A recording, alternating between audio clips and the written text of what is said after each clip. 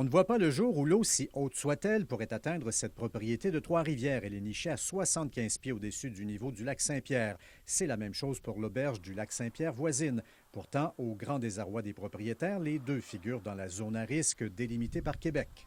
Avec l'enrochement, avec la hauteur qu'on a par rapport au niveau du fleuve, même pendant les périodes inondées, vraiment, on est intouché par ça. Moi, le problème que j'ai avec l'ASIS, là, c'est que ça comprend une partie de mon terrain, mais pas ma maison. J'étais assez intelligent, j'aurais jamais investi les sommes que j'ai investies. Un plus grand nombre de citoyens que les 1500 directement concernés par le sujet ont assisté sur place ou suivi par web diffusion la séance d'information organisée par la Ville. S'ils n'ont pas l'écoute, encore une fois, est-ce que là, on prend un recours en annulation d'un décret qui est mal ficelé? 650 demandes d'exclusion de la zone d'intervention ont été soumises à la Ville. On s'attend à en avoir reçu 800 vendredi, à la date limite pour les déposer à Québec.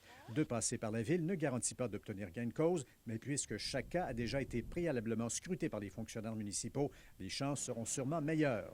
Avec le poids de la Ville, avec les compétences des gens ici en place, on va pouvoir un peu renchérir sur les cas qui sont nécessaires. La première version de la zone d'intervention englobait tous les abords de la rivière Saint-Maurice avec plus de 800 propriétés, non seulement en raison des risques d'inondation, mais aussi d'affaissement. Ce scénario a toutefois été complètement abandonné. Comme on a aussi laissé tomber pour des résidences, dont celle du maire, qui se situe à 20 pieds au-dessus du niveau d'eau. C'est pourquoi les deux propriétaires de Pointe-du-Lac, localisés encore plus haut, espèrent que leur exclusion ne sera qu'une formalité. Louis Cloutier, TVA Nouvelle, Trois-Rivières.